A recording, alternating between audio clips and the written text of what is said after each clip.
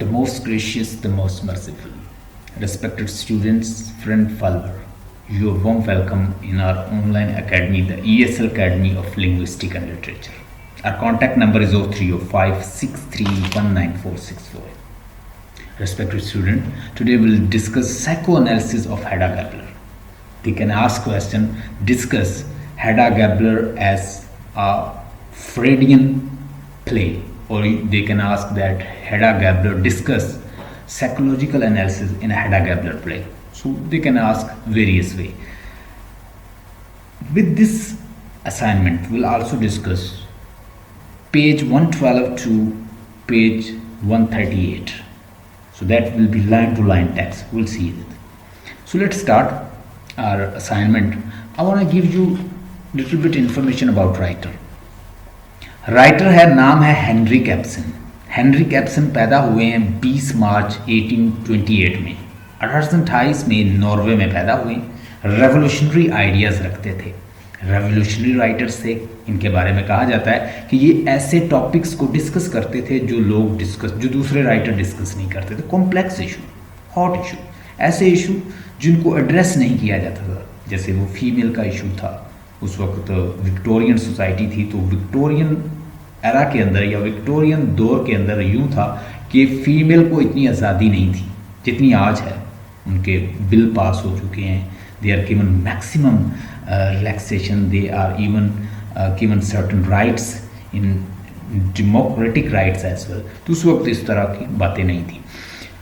तो उसके बाद इन्होंने इटली के अंदर ये एग्जाइल हुए हैं. इनको बैनिश कर दिया गया इनके रेवोल्यूशनरी आइडियाज़ की वजह से. इटली चले गए, वहाँ इन्होंने एक ट्रेजेडी लिखी. फिर then he move to Germany. Germany में इन्होंने लिखा a doll house. Doll house बड़ा प्रोमिनेंट हुआ. नोरा उसमें हीरोइन है, और नोरा जो है उसका हस्बैंड, और इन दोनों ने प्रॉमिस किया है कि वो कर्जा नहीं लेंगे. अल्टीमेटली हस्बैंड बीमार हो जाता है तो वो कर्जा लेती है, तो वो उसको प्रोस्टिट्यूट समझता है. उसको कहता है कि you are prostitute, you are going to that officer, why did you go there, तुम क्यों गई वहाँ पे. We got promise will never take that, why did you do that, you have broken my rules, so you are prostitute. वो उसको बहुत सारी बातें करता है. तो उस पर वो अपना सूटकेस पैक करती है, और वो कहता है कहाँ जा रही हो. वो कहती मैं तुम्हें छोड़ के जा रही हूँ. वो कहता तुम मदर होगे तो तुम मदर हो. उससे कहता तुम मदर हो, तुम किड्स की मदर हो, तुम मेरी वाइफ हो, तुम कैसे इन शैकल्स को तोड़ सकती हो. वो कहती मैं तोड़ रही हूँ. वो चली जाती है. बड़ा एक रेवोल्यूशनरी वो स्टेप लेती है जो कि औरत नहीं कर सकती अमूमन. तो इस तरह के वो इश्यूज, इस तरह के इशू को टच करता था. 1819 में यानी 1890 में इसने लिखा हेडा गैबलर, और 1891 में हेनरी कैप्सन नॉर्वे में वापस आते हैं, और अल्टीमेटली इनकी डेथ होती है 1906 में, यानी 23 मार्च 1906 में इनकी डेथ होती है. और उसके अलावा आज हम डेफिनेटली उसका करैक्टर डिस्कस करेंगे. तो सबसे पहले मैं थोड़ा सा करैक्टर आपको बता दूं. आप अपनी नोटबुक जो है ना वो थोड़ी सी अपने पास रखें, और पेंसिल भी आपके पास होनी चाहिए. चूँकि ये कॉम्प्लेक्स थोड़ा सा टॉपिक है, तो मैं चाह रहा हूँ कि आपको इससे रिलेटेड जो मानी है वो बता दूँ. फर्स्ट ऑफ ऑल, करैक्टर और करैक्टराइजेशन क्या होती है. जब हम किसी करैक्टर को डिस्कस करते हैं, लिख लें. करैक्टर का मतलब होता है, character is a particular quality of person place. किसी इंसान की, किसी शख्स की, किसी चीज़ की कोई ख़ास फीचर, उसकी खसूसियात जो दूसरे से उसे डिस्टिंग्विश करे, जो दूसरे से उसे डिफरेंट करते हैं from other, that shows the qualities of person place. किसी शख्स या चीज़ की जो क्वालिटीज़ बताते हैं, पर्टिकुलर क्वालिटीज़ जो होती हैं, वो उसका करैक्टर होता है. ठीक है जी. पर्सन या प्लेस की जो क्वालिटीज़ होती हैं वो उसका करैक्टर है. That shows it's character. तो जैसे हमारा करैक्टर हेडा गैबलर है. हेडा गैबलर को एक तो राइटर जो है वो डिफाइन कर रहा है, उसको डिस्क्राइब कर रहा है. एक वो जो रिएक्शन कर रही है, जो मिसाल के तौर पे अब मैं आपको इस असाइनमेंट को रिलेट करता हूँ जो आज का टॉपिक. वो थिया से पूछती है कि मिसेस एल्फस्टेड, आप टेस्टमैन को मैंने बाहर भेज दिया है, तो उसका हाथ पकड़ लेती, कहती मेरे पास बैठ जाओ.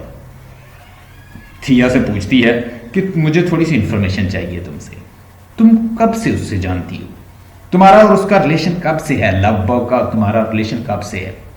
तो वो आगे से बताती है कि I don't want to discuss, ये चीज़ें मैं डिस्कस नहीं करना चाहती।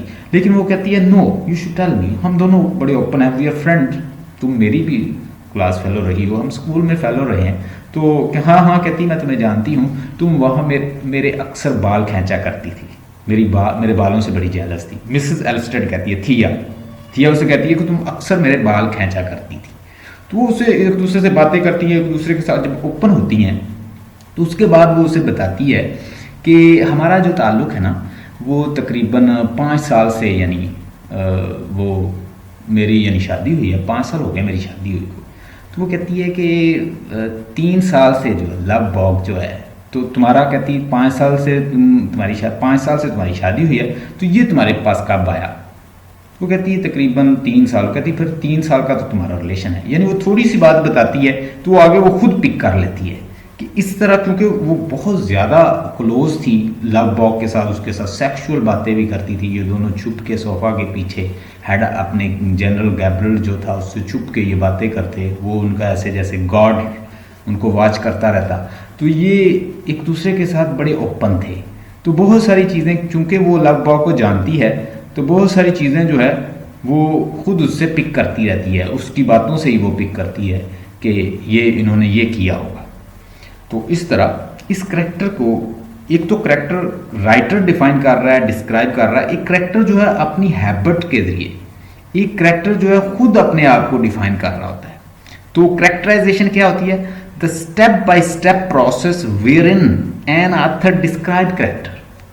करैक्टराइजेशन का मतलब होता है कि स्टेप बाय स्टेप कोई ऑथर, कोई राइटर किसी करैक्टर को जो डिफाइन कर रहा होता है, डिस्क्राइब कर रहा होता है, वो उसकी करैक्टराइजेशन होती है। तो फिर ये सिर्फ वो राइटर ही डिस्क्राइब नहीं कर रहा होता, करैक्टर खुद भी कुछ बोल बोल के बता रहा होता है। जैसे वो रिएक्शन शो करती है, जैसे उसके पता चलता है कि वो शी इज़ इन फोबिया, वो उससे बार बार पूछती है।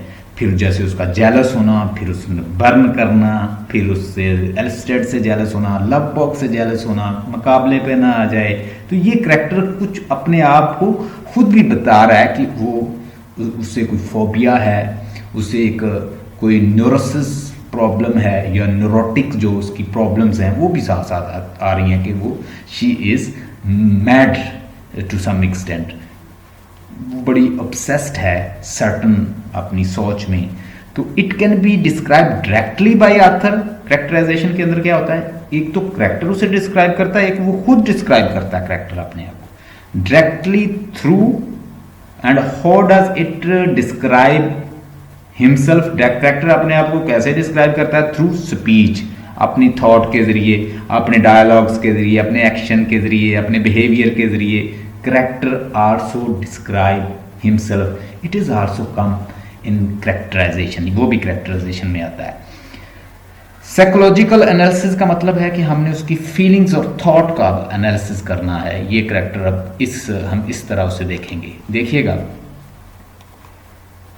हाँ जी, हैडा गैबलर्स साइकोएनालिसिस इंट्रोडक्शन में देखें, आपके पास इतने पॉइंट्स आ जाएंगे। अगर ये क्वेश्चन आपको आ गया तो आप इसमें 15 पेजेस लिख सकेंगे। आपके पास इतना नॉलेज होगा, क्योंकि आप लाइन टू लाइन टेक्स्ट भी पढ़ रही हैं और इधर से नॉलेज आप जो हम डिस्कस करेंगे ये भी आप साथ नोट कर लीजिएगा। एक तो ये है कि न्यूरोटिक का मतलब, न्यूरोटिक का मतलब होता है डिस्टर्ब्ड, ऑब्सेस्ड, हिस्टेरिक, ठीक, अबनॉर्मल, अपसेट, परेशान करैक्टर, अपसेट बहुत है। तो ऐसा करैक्टर जो बहुत ज़्यादा अपसेट हो उसे कहते हैं न्यूरोटिक। ये साइकोलॉजिकल डिजीज़ है न्यूरोटिक। फुल ऑफ इमोशन, जो हर दफ़ा हर वक्त डिसऑर्डर्ड और फियर, फुल ऑफ इमोशन और फियर रहे, उसको कहते हैं neurotic. He is looking little bit neurotic. ये साइकोलॉजी से रिलेटेड है, अब नॉर्मल भी आप कह सकते हैं। अच्छा जी, एक सिगमंड फ्राइड का कंसेप्ट ज़रा मैं आपको बता दूं। सिगमंड फ्राइड कहता है, उसने थ्योरी दी है, साइकोएनालिसिस थ्योरी दी है। वो कहता है कि जो बेटी होती है उसका रुझान जो होता है वो फादर की तरफ होता है ज़्यादा। आज भी आप देखें तो बेटियां जो हैं फादर से ज़्यादा प्यार करती हैं। लेकिन वो कहता है चूँकि वो कोई मजहबी इंसान नहीं है, तो वो उसको कहता है कि साइकोलॉजिकली और फिजिकली अट्रैक्टेड होती है जो डॉटर होती है वो फादर की तरफ, तो जो बेटा होता है वो मदर की तरफ ज़्यादा होता है। जब बेटा जो है वो ज़्यादा उसका रुझान जो है मदर की तरफ हो तो उसको उसने दिया इडिपस कम्प्लेक्स का नाम। अगर बेटी जो है उसका इंक्लिनेशन ज़्यादा फादर की तरफ है तो उसको उसने इलेक्ट्रा कम्प्लेक्स का नाम दिया, यानी कि उसने डिस्कवर किया था। तो इसके अंदर भी वो कहते हैं कि चूंकि वो हर वक्त अपने फादर के बारे में सोचती रहती है, फादर ऑब्सेस्ड है, उसकी जो थॉट्स हैं टोटली अबाउट, इवन कि उसको कहती है थिया कि you are Tesman, you are हैडा Tesman, तो वो कहती नो आई एम हैडा गैपलर। तो it mean that she is obsessed with the feeling of fatherly feeling, अपने वालिद की फीलिंग्स के साथ वो ऑब्सेस्ड है, वो अपने बाप का ही नाम यूज़ करना चाहती है। तो हम इसे कहेंगे कि वो इलेक्ट्रा और इडिपस कम्प्लेक्स जो है उसके अंदर मौजूद था, क्योंकि वो तो अपने आप को समझती ही एक मेल थी। हम उसे दोनों तरह से एक्सप्लेन करेंगे कि इडिपस और Electra both complexes are over there. So let's see introduction. Assignment open कर लीजिए, अपनी व्हाट्सएप के पेज में जाएं, द ESL अकेडमी, तो वहाँ पे मैंने आपको एक असाइनमेंट सेंड की है। Psychoanalysis and Hedda Gabler discuss psychological analysis of the character Hedda Gabler. Psychoanalysis and Hedda Gabler discuss Hedda Gabler as a psychological play. यानी इस तरह 3-4 तरह से एक ही क्वेश्चन आएगा, आपने उसको एड्रेस कर लेना है। इंट्रोडक्शन इसके अंदर हम देखेंगे, will examine absence of female character, Hedda Gabler from the Freudians. ये एग्जैक्ट इसकी प्रोनाउंसिएशन है, एक लफ्ज एक प्रोनाउंसिएशन होता है, मैं आपको बता देता हूँ, ओए, फ्राइट, ओए, बॉय जैसे नहीं होता, बॉय के अंदर एक साउंड होता है, ओए, बॉय, फ्राइट। तो ये फ्राइडियन कंसेप्ट है, इसके अंदर psycho analytical perspective. Freud is known as the father of the psychoanalysis. Sigmund Freud को जाना जाता है कि वो एक साइको एनालिसिस का फादर है, बड़ी डीप एनालिसिस, बड़ा डीप एनालिसिस देता है। Although the work of the Freud on the psychoanalysis were published 10 years after the publication of the Hedda Gabler. तो but Hedda's character sheds light on some key aspect of psychoanalysis. लेकिन हम इसके अंदर ये कुछ चीज़ें देखते हैं। Let's see Hedda characters at the times of its publications. In Hedda Gabler 1890 Ibsen lay a great emphasis on the individual psychology. यानी एक करेक्टर लेता है और उस करेक्टर को बड़ा, अगर आपने पढ़ा हो जॉर्ज एलियट पढ़ा, जॉर्ज एलियट की एक बुक पढ़ी हो, मिल ऑन द फ्लोस, ये नावल है, पार्ट फर्स्ट में शायद आपने पढ़ा हो, उसमें ना एक करेक्टर है मैगी। तो जॉर्ज एलियट को कहते हैं कि वो यानी फर्स्ट टाइम उसने कंसेप्ट ऐसा दिया था कि वो माइंड का एनालिसिस देती थी, अपने करेक्टर जो है ना वो सफ़र कर रहा है, उसकी सफरिंग जो है वो बड़ी शो करती थी, वो क्या फील करता है, क्या सोचता है, क्या वो अपनी किस तरह वो उस माइंड की कॉन्टेम्पलेशन से दो चार होता है, परेशानियों से, तो वो सारा उसका माइंड का एनालिसिस देती थी George Eliot. Mary Ann Evans, तो मरियन भी उसे कहती। अब वो जो नॉवलिस्ट थी वो भी इस पे काम करती थी। अब ये जो हेनरिक एब्सन है ये भी एक करेक्टर को लेता है और उस करेक्टर का माइंड शो करता है, और हमने देखा बड़ा ऑब्सेस्ड, बड़ा न्यूरोटिक और बड़ा डिस्टर्ब्ड करेक्टर है, बड़ा परेशान ऑब्सेस्ड करेक्टर है, और वो हमने देखा वो हेडा गैबलर है। एक साइड पे वो कहती है, हम देखें तो उसके डायलॉग देखें तो वो कहती है इट्स ओके कि जो भी हुआ, तो वो उसे कहती है कि थियास के साथ डिस्कशन करती है कि क्या कभी उसने तुम्हें कुछ बताया है कि उसका पहले किस किस के साथ ताल्लुक था। तो वो कहती है हाँ मुझे उसने बताया है। थिया कहती कि एक लेडी के साथ उसका ताल्लुक था, लेकिन उसने उसे शूट करने की कोशिश की थी। तो आगे से पूछती नाम नहीं बता, कहती नाम उसने नहीं बताया, एनी उसने शूट करनी, और मुझे पता चला है कि वो यहाँ ही रहती है, वो फिर आ गई है, इसी इलाके में रहती है। तो वो आगे से कहती है कोई ऐसे भी करता है, यानी ये तो बड़ी स्ट्रेंज सी बात है, हालांकि उसने खुद ये किया होता है। तो इससे पता चलता है कि वो बड़ा एक डिस्टर्ब सा करेक्टर है, यानी एक बात को वो एक्सेप्ट भी कर रही है कि ये रॉन्ग है, लेकिन वो कर रही है। To Hedda Gabler's 1890, Ibsen lay a great emphasis on individual psychology. However, Hedda Gabler was not understood at the time of its publication. Ibsen's portrayals of the type of the neurotic's character was met with the most vehement criticism. Vehement का मतलब लिख लें शदीद, criticism तनकीद।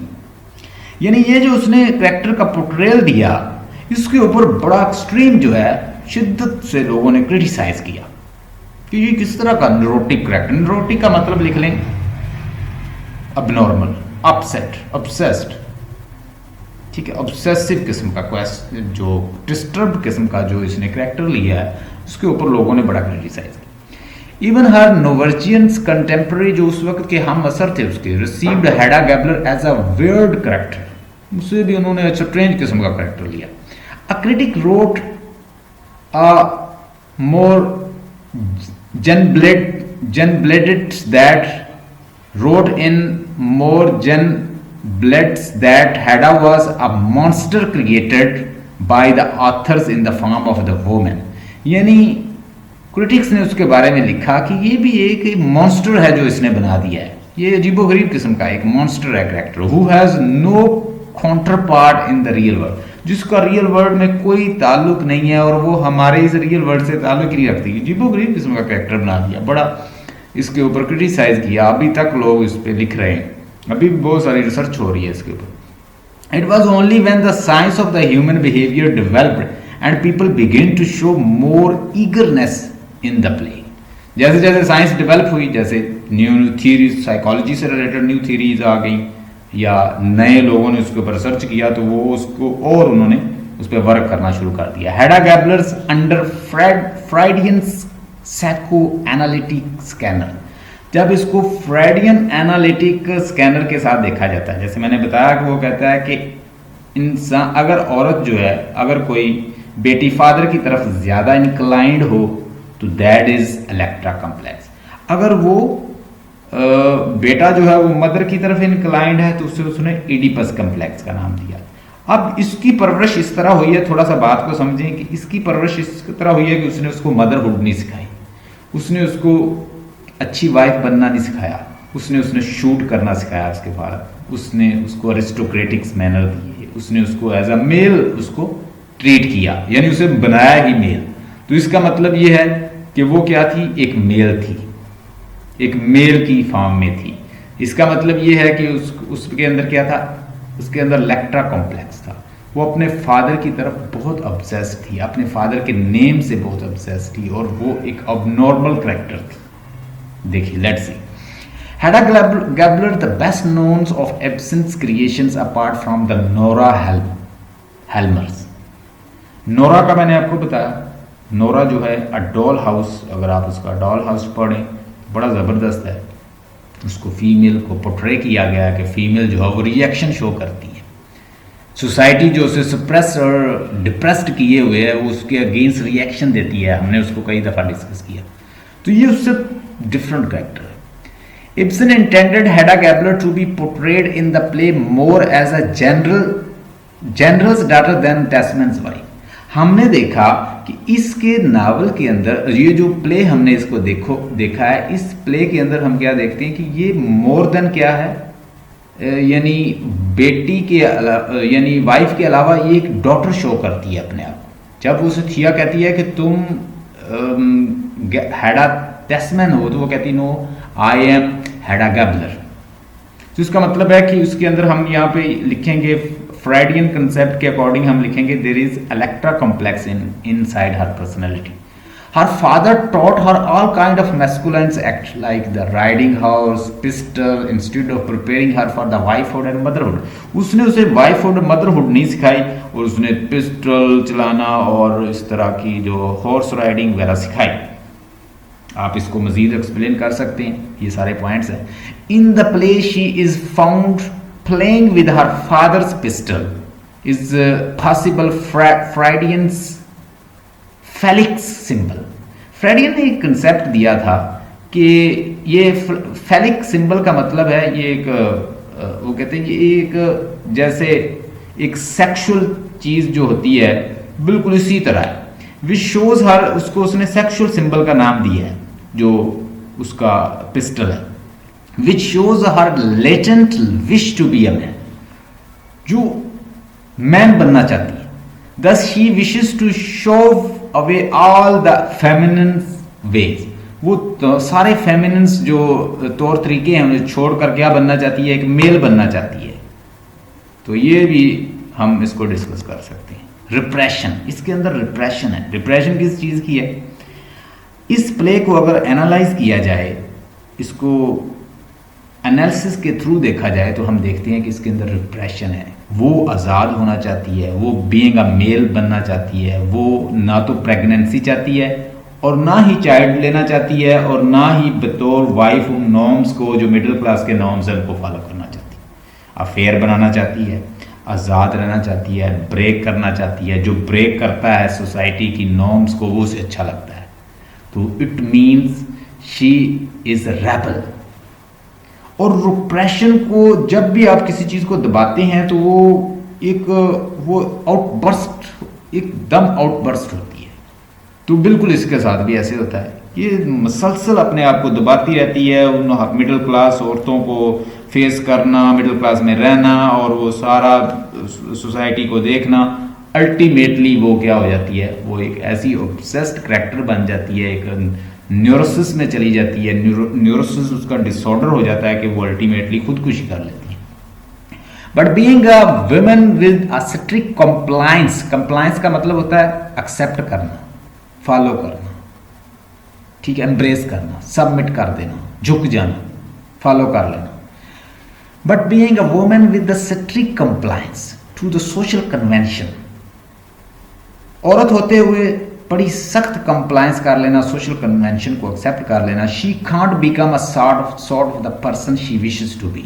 जब वो इन चीज़ों को एक्सेप्ट कर लेती है सब कुछ को, तो वो फिर वो जो बनना चाहती थी वो नहीं बनी, वो तो कुछ और ही बन गई। वो तो ये बनना नहीं चाहती थी, जबकि वो तो बीइंग अ मेल रहना चाहती थी। वो एंजॉय करना चाहती, हॉर्स राइडिंग, पिस्टल से खेलना, अपने फादरली जो उसके अंदर ट्रेट्स थे, फीचर्स थे, वो उनको रखना। और वो जो ऊपर से इडिपस कम्प्लेक्स भी उसके अंदर है और उस इलेक्ट्रा कम्प्लेक्स भी उसके ऊपर है। तो वो सारे कॉम्प्लेक्स जो हैं वो they added up and they make him a different woman. Thus her unfulfilled desires are repressed and she keeps on yearning. Yearning होता है शरीर ख्वाहिश करना, for things she can never attain. यानी वो फिर अनफुलफिल्ड डिजायर जो इतनी रिप्रेस्ड होती है, इतनी दबाती है वो उनको, और फिर वो क्या बन जाती है, ऐसी स्टेट में चली जाती है कि वो यर्निंग जो उसकी डिजायर थी वो उनको अटेन नहीं कर सकती। This psychological repressions ultimately make Hedda Gabler neurotic. Neurotic का मतलब मैंने पहले ही बताया, साइकोलॉजिकल, ये सारे वर्ड्स हैं, साइकोलॉजी से रिलेटेड हैं, they related to psychology, human psychology. Neurotic का मतलब लिख लें डिस्टर्ब, तो उसे डिस्टर्ब वोमेन बना देते हैं। ऐसी औरत जो डिस्टर्ब है, जो बिल्कुल ऑब्सेस्ड है, जो बिल्कुल एक अबनॉर्मल अपसेट माइंड के साथ है, वो ऐसी औरत बन जाती है। Depression. What is depression? With this mental unbalance, she grows up into the handsome young woman. इसी अनबैलेंस थॉट के साथ वो एक हैंडसम यंग वुमेन ग्रो होती है। As she become advanced in age, she starts to suffer from depression. जब वो बढ़ती है उसकी एज, तो वो डिप्रेशन सफर क्यों? क्योंकि जैसा वो बनना चाहती, जैसा फादर ने ट्रेनिंग की थी, वैसा तो वो थी नहीं, सोसाइटी उसे वैसा बनने नहीं दे रही थी। लेकिन वो बनना चाहती थी, चाइल्ड नहीं लेना चाहती। She does not want to be pregnant, she does not want to be just like a slave, follow the order of husband. She does not want to follow the norms of society. She wants to create, make affair, she wants to live like free bird, but the society is not giving her permission to live like that. So that ultimately turns up another depression for her. Finally, when Tasman proposes, she accepts readily on the basis that Tasman is almost sure of being appointed as a professor. वो टैस्मैन की जो proposal है उसको इसलिए accept कर लेती है कि एक तो उसकी एज जो है वो 30 से अबव जा रही है और उस सोसाइटी में 30 एज से अबव जो है औरत को शादी कर लेनी चाहिए, और उससे पता है कि in future he will be good professor and she will be earning handsome amount, और वो एंजॉय करेगी, उससे कोई मोहब्बत नहीं है, वो लव को अच्छा पैशन भी नहीं समझती। Hedda sees only the money that Tasman will get from such a lucrative post. Lucrative का मतलब लिखें fruitful, benefit, profitable, good, lucrative, beneficial, benefit, fruitful, कि वो बड़ी अच्छी पोस्ट हासिल कर लेगा। उसने ये देखा कि टेस्मन बड़ी अच्छी पोस्ट, बड़ी बेनिफिशियल पोस्ट, बड़ी फ्रूटफुल पोस्ट हासिल कर लेगा इन फ्यूचर, क्योंकि अच्छा राइटर है। However, Tasman's expected post of professorship keep eluding him. Eluding का मतलब लिखें baffle, धोखा देना, foil, puzzle करना, परेशान करना। अब वो पोस्ट भी हासिल नहीं कर रहा, वो छोटा मोटा एक राइटर था, तो उसके मुकाबले में एक कॉम्पिटिटर भी आ गया है, लगभग, तो उसके लिए और मसला बन गया। अब वो अकेला राइटर नहीं है, उसके मुकाबले में एक और भी आ गया है, तो वो उसे ज़्यादा पजल करती है। अलूडिंग का मतलब होता है पजल करना, परेशान करना। This mean that Hedda could not get enough money to enjoy the kind of life she wants. जब वो जॉब नहीं कर रहा तो Hedda is getting troubled, she thinks that she cannot enjoy, अब वो एंजॉय नहीं कर सकती। Her life becomes more and more boring, उसकी ज़िंदगी जो है ज़्यादा से ज़्यादा बोर हो रही है। Her personality keeps on deteriorating day by day. Deteriorating का मतलब होता है गो डाउन होना, कम होना, डिक्लाइन होना, किसी चीज़ का गिर जाना, किसी चीज़ का डाउनफॉल होना, तो ये सारे इसके मतलब। इडिपस कम्प्लेक्स, मैंने पहले ही बताया कि उसकी पर्सनैलिटी के अंदर दो कम्प्लेक्स हैं, एक है इडिपस कम्प्लेक्स और इलेक्ट्रा। फादर ने उसकी परवरिश इस तरह की है कि वो एक मेल है, she was considered as male by her father, but at the same time she is also obsessed with Electra complex because she does not allow anybody to be called as Hedda Tasman. Rather, she wants to be called as Hedda Gabler because her father was a general Gabler and she belongs to that was a aristocratic symbol, and she wants to keep up with this symbol. And in spite of her all discontent remains obsessed with the image of the conventional woman, probably because of the strict compliance to social convent. Compliance का मतलब लिखिए, इन मानी को note कर लीजिए ताकि आपको याद रहे। एक्सेप्ट करना, सबमिट करना, सब्सक्राइब कर लेना, झुक जाना, सरेंडर कर देना, वो सारे मतलब कंप्लाइंस के to social convention. Hedda Gabler obsessed थी, कन्वेंशनल कैसे remain obsessed with the image of the conventional women's, वो इस चीज़ से ऑब्सेस्ड हो गई, परेशान हो गई, अपसेट हो गई। Thus she only complain about her marriage but she does not have the courage to leave Tesman. अब वो कंप्लेन करती है कि जो उसको चाह रही थी वो नहीं मिला, जो उसकी विशेष थी वो पूरी नहीं हो रही, जो वो एंजॉयमेंट करना चाहती है वो नहीं हो रही, जो वो मुझसे जॉब की एक्सपेक्ट कर रही है वो भी उसे नहीं मिल रही, जो वो यानी अपनी लाइफ के अंदर जो उसकी जो लक्ष्यरीज चाहती थी वो भी उसे नहीं मिल रही। So that all added up creating problem and that was giving her lot of complexes, उसको बहुत सारे कॉम्प्लेक्स हो रहे थे इसकी वजह से। In this connection it could be apt, ये बड़ा मुनासिब, एप्ट का मतलब होता है अप्रोप्रिएट, मुनासिब, to state that she suffer from Oedipus complex rather Electra complex. ये दोनों कॉम्प्लेक्स में वो इन्वॉल्व थी। None of the flirts surrounding her as also her husband were as a charismatic का मतलब लिखें appealing, liking, mesmerizing। अब वो क्या were as charismatic as her father, यानी उसका जो husband था वो क्या था, वो भी ऐसे ही था जैसे उसका फादर था, फादर की तरह मेस्मराइजिंग था उसके लिए, वैसे ही अपीलिंग था, वैसे ही अच्छा था, लाइक करती थी उसको भी। In this play absent shows that Hedda's suppressions of her desire affect her behavior throughout the play। अब उसका जो सप्रेशन, अपने आप को दबाना है सोसाइटी के खिलाफ, वो उसे न्यूरोसिस में लेके जा रहा है, वो उसको न्यूरोटिक डिजीज दे रहा है, वो उसको अल्टीमेटली इमोशनल कर रहा है। उसकी वजह से वो ज़्यादा इम्पल्सिव डिसीजन ले रही है, सोच के कोई डिसीजन भी नहीं ले रही। Hysteria and transference. ट्रांसफेरेंस का मतलब लिखें अफेयर, एंगेजमेंट, प्रोसेस, इन्फ्लुएंस होना किसी चीज़ से, तो अफेयर में ले लें ये। हिस्टीरिया, हिस्टीरिया का मतलब होता है, ये भी एक डिजीज़ है, डिस्टर्ब होना किसी का, मेंटली इल होना, उसको कहते हैं hysteria. Hadda's hysteria is a reaction to her female role to which she is unsuited. उसका ज़्यादा जो उसका हिस्टीरिया था, या जो उसकी दिमागी मसला था, या उसको जो जहनी मसला था, वो ये था कि वो अनसूटेड थी being a female. She does not want to be a female, she wants to be live like a mail.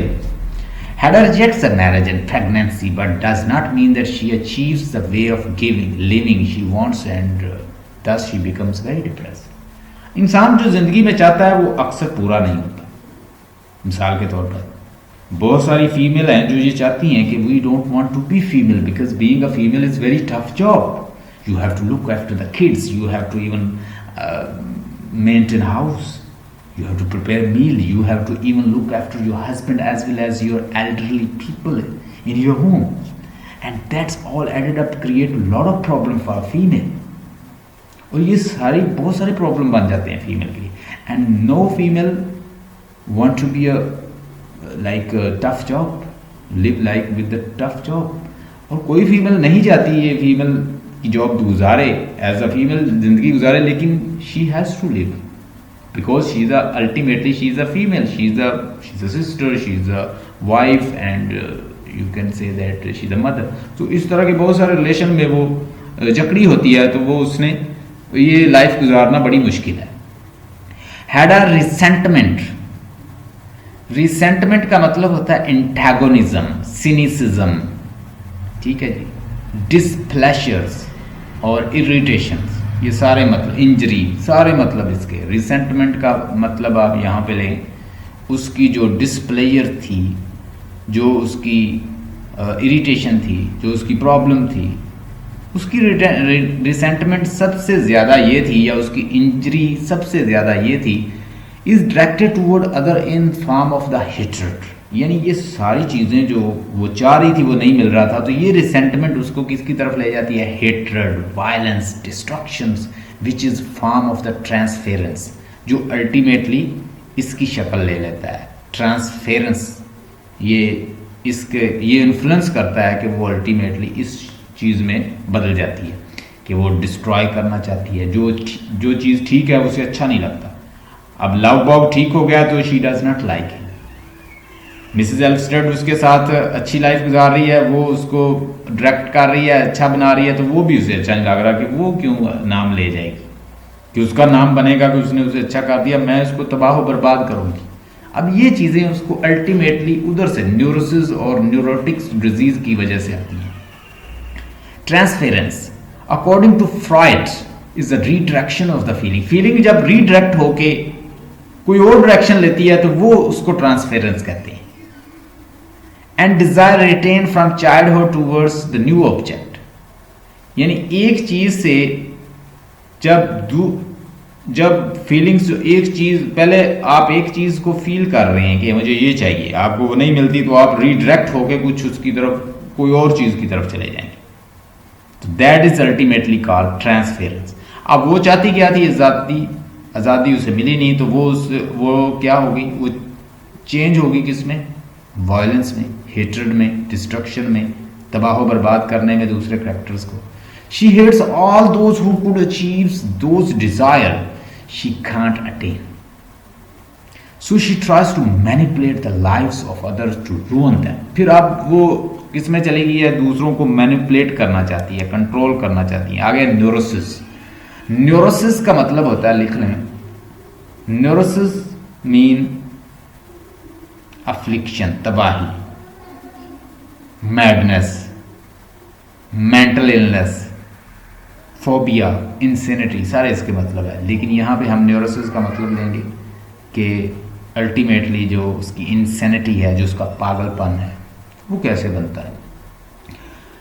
Harold Clurman said the neurotic temperament, the frustrated, the physically or morally unsatisfied often seen beauty in destruction।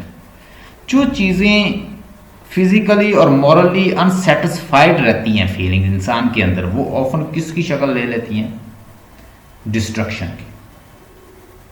अब उसके अंदर बहुत सारे ऐसे ख्वाब थे जो fulfil नहीं हुए, तो अल्टीमेटली उसने शक्ल ले ली न्यूरोसिस की, डिस्ट्रक्शन की, तबाही की। Hada's complete unwillingness to accept responsibility is one of the biggest aspects of her neurosis. Hada is not in an right frame of mind and she thinks that she can marry but should not get pregnant. अब वो उसका ऐसा लगता है कि जैसे उसका mind भी परफेक्ट नहीं था, राइट नहीं था, ठीक नहीं था। कैसे? वो शादी भी करना चाहती है, she does not want to get pregnant, that she can marry but should not get pregnant। ये देखिए किस तरह की वो एक पैराडॉक्स है उसके अंदर। Her burning of the Lovebug manuscript, which she referred to as Mrs. Elfsted's child, is the manifestation of the desire to kill her own child। जब वो उस मैन्युस्क्रिप्ट को जलाती है, जिसको एक एक दिन करके, एक एक दिन लगा के रिसर्च करके इन दोनों ने ग्रो किया, मैन्युस्क्रिप्ट बनाया, एक पूरी बुक बनाई, तो जब उसको जलाती है तो बेसिकली वो भी उसको कंपेयर किया गया। क्रिटिक कहते हैं कि ये उसने अपने बच्चे को जलाया है, जैसे वो अपने बच्चे को जला रही है। Hada is more dangerously neurotic than the Nora because while Nora only leaves behind her children, Hada vehemently avoid very notion of the childbirth and murder unborn child by killing herself। अब हमने Nora में देखा, Nora जो मैंने पहले ही बताया कि एक अडोल हाउस बाय हेनरी कैप्सन, उसके अंदर क्या है? अडोल हाउस प्ले के अंदर एक नोरा है जिसने प्रॉमिस किया है हस्बैंड के साथ कि वो कभी कर्जा नहीं लेंगे, अल्टीमेटली वो लेती है, तो उससे प्रोस्टिट्यूट कहता है, लड़ता है, तो बच्चे छोड़ के चली जाती है, जो उसका मेन प्लॉट। तो उसके अंदर वो बच्चों को छोड़ के चली जाती है, तो इसने तो चलो बच्चे ही छोड़े, तो वो कहते हैं कि इसे तो अपने आप को कत्ल करके ये साबित करना चाह रही है कि वो अपने बच्चों को, जिंदा अनबोर्न को भी मारना चाहती है। Conclusion: The play deals with the story of the woman who is torn an inner conflict between her unfeminine cravings on the one hand and her journey along with the feminine path of marriage and pregnancy on the other। अब ये दो चीज़ों के दरमियान है, एक तो वो अनफेमिनर जो उसकी विश है कि वो फीमेल ना हो, एक तरफ है, दूसरी जर्नी उसकी ये है कि feminine path of marriage and pregnancy on the other. दूसरा उसका है कि वो मैरिड लाइफ भी है, प्रेग्नेंट भी नहीं होना चाहती, और वो भी इश्यूज हैं, वो सारों के दरमियान फंसी रहती है। She is portrayed as the woman who can't find her own identity. वो इस कंक्लूजन में रहती है, इस प्रॉब्लम में रहती है, इस टसल में रहती है कि वो अपनी आइडेंटिटी फाइंड ही नहीं कर पाती। And in her quest for identity, और इसकी आइडेंटिटी, अपनी शनाख्त की ख्वाहिश में, she ends up killing herself. देखिए हमने उसके माइंड का बड़ा डिटेल जो है ना, एक एक चीज़ उसकी लर्न कर ली है। इसमें आप ऐड करेंगे पॉइंट्स जो हैं, जो हम पढ़ रहे हैं, ये जो प्ले पढ़ रहे हैं, उधर से भी चीज़ें उठा के आप इसके अंदर डालेंगे। You must give something different. अगर आप सारे एक ही तरह का लिख रहे हैं तो एग्जामिनर इतना बच्चा नहीं होता। अगर मैं चेक कर रहा हूँ तो वो तो एमफिल पीएचडी लोग होते हैं यूनिवर्सिटी के अंदर। तो अब हम लोग पढ़ाते हैं तो हमें पता चल जाता है कि ये कौन सी बुक की कॉपी है। आप कोशिश करें थोड़ा सा डिफरेंट दें, दूसरे बच्चों से डिफरेंट हो आपका, तो आपको मैक्सिमम मार्क्स मिले। अगर आप कॉपी की कॉपी कर रहे हैं तो nobody will give you good marks. कोशिश करें ये जो पॉइंट्स हैं ये सारे ऐड करें। इसमें आप 15 पेजेस भी लिख सकते हैं, इतना मुश्किल नहीं है। So let's see line to line translation. आप देखते हैं, इस असाइनमेंट को सेव कर लें, ये इसकी कॉपी जो है प्रिंट ले लीजिएगा। अब ऐसा कीजिए, पेज नंबर आ जाएं 112 पे। 112 पेज जो है आपका वहाँ आ जाए।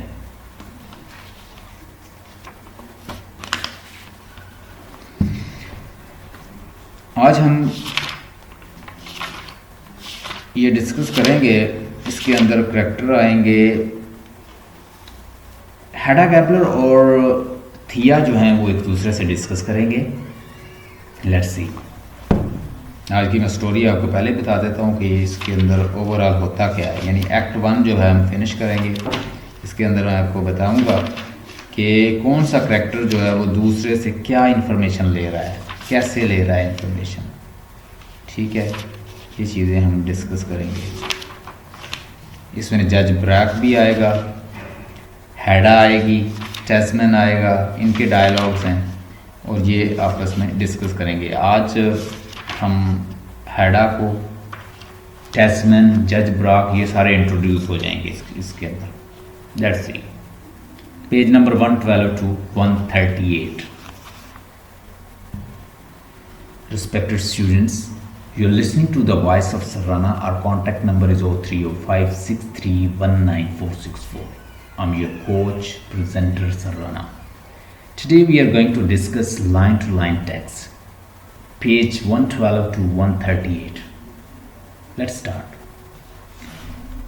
Mrs. Elfstead, pleadingly होता है इल्तिजा करना, implore करना. Oh, yes, if only you would. कि तुम, Mrs. Elfstead, if only you could, कि तुम कर सकते हो। समझिए,